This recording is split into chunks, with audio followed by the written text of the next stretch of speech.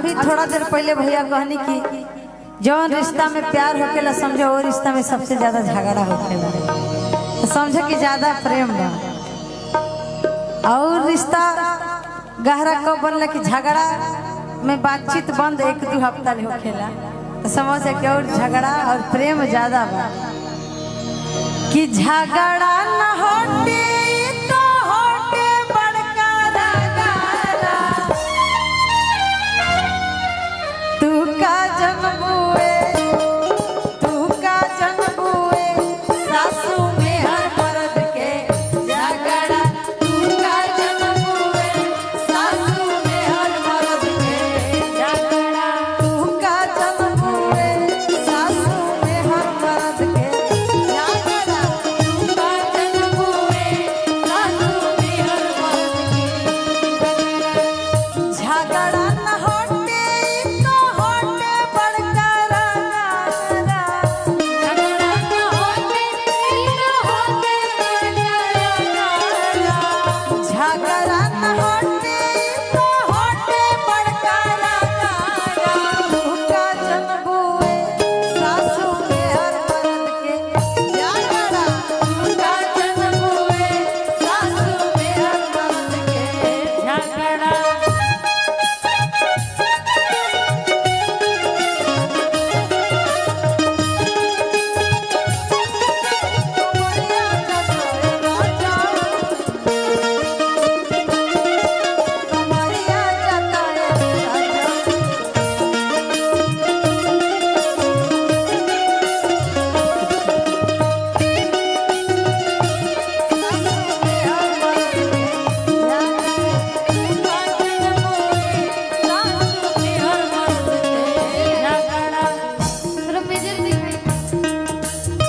Major आई major major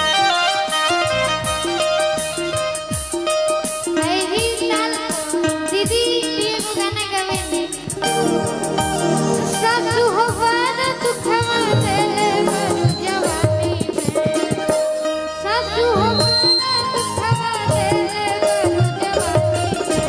बदला ले हम बुढ़ारी में, सासू हो बड़ा दुख देले बड़ जवानी में, बदला ले हम बुढ़ारी में।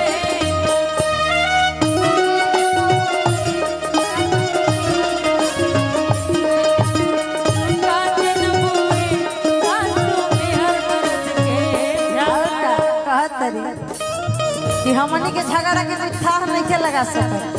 कतना आदमी अखिले झगड़ा सलटैले, बाकी हमनी के झगड़ा हमनी से सुलझी।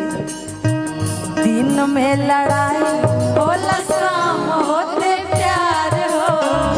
शाम होते प्यार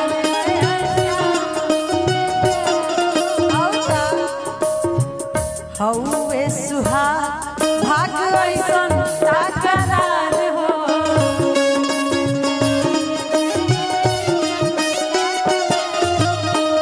दिन में लड़ाई होला शाम होते प्यार हो,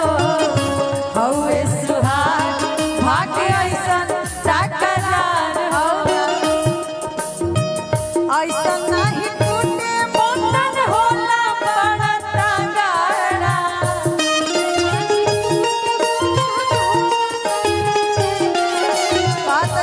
झगड़ा हमनी के जीवन में लाखों बार हुआ। करीना जी एक आवश्यक सूचना है, यूपी 53 AC 73 और 72 नंबर गाड़ी थोड़ा सा साइड में कर लें, और यूपी 53 EY 68 और 37 नंबर गाड़ी HR 26 DV 0952 नंबर गाड़ी,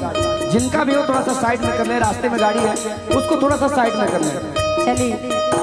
मेन गार्जियन होने के विशाल भैया की तरफ से बहुत बहुत पुरस्कार है। ऐसा नहीं टूटे